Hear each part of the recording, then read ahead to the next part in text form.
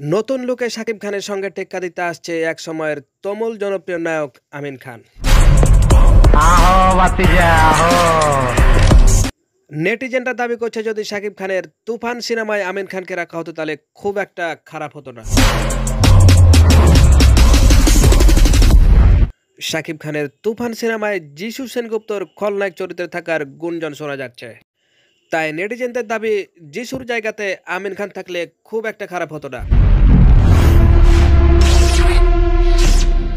ওয়ালটনের AC millionaire অ্যাডে নতুন রূপে আত্মপ্রকাশ করতে দেখা যায় কিংবদন্তি আমিন খানকে। এভাবে ডেকে আনার মানে কি? পেরেশানি হয়ে গেছে বাতিজা।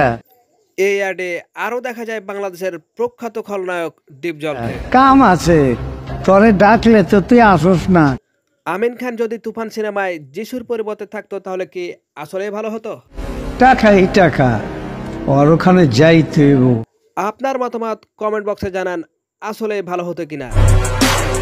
এত টাকা শাকিব খানকে টেক্কা দিতে সত্যি কি আমিন খান পারবে? জানান আপনার মতামত।